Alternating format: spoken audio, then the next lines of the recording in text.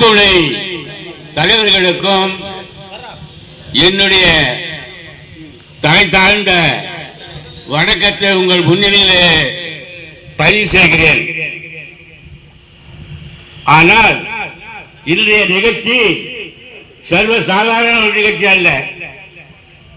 இந்த நிகழ்ச்சி கலைஞர் அவர்களுடைய 100வது ஆண்டு நினைவு நாளை முன்னிட்டு இந்த நிகழ்ச்சியை நாம் அனைவர்களும் ஒன்று கூடி ஒற்றுமையாக செய்தி போடுவான். அவருடைய பேச்சு தலைப்புன்னா அவர்தான்.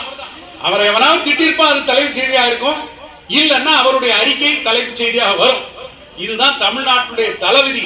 50 வருஷம் ஒரு கட்சியினுடைய தலைவராக இருந்த ஒரே ஒருத்தர் இந்தியாவில் கலைஞர் ஒருத்தரை தவிர வேற யாருமே கிடையாது. கலைஞரை மாதிரி வெற்றி பெற்ற தலைவரும் கிடையாது, கடிஞ்சலை மாதிரி படுதோல்வி அடைஞ்ச தலைவரும் கிடையாது. ரெண்டுமே அந்த சிறப்பு அவருக்கு தான் உண்டு.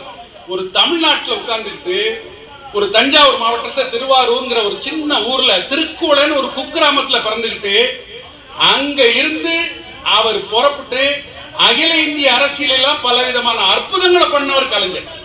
பல அற்புதங்களை பண்ணியிருக்கார். இது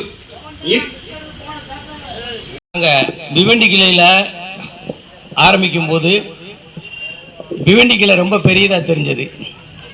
அதுக்கப்புறம் நாங்கள் கோரேகாவன் கிளைக்கு வந்தோம். அங்கே கூட்டம் நடக்கும்போது கோரேகாவன் கிளை ரொம்ப பெருசாக தெரிஞ்சது.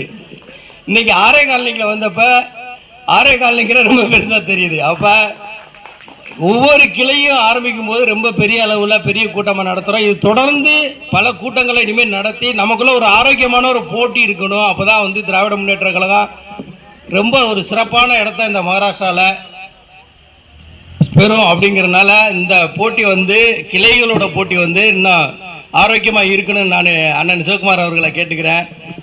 ஆரே காலனி அந்த அளவுக்கு சிறப்பாக அவர் வழி நடத்துவார் அப்படின்னு எனக்கு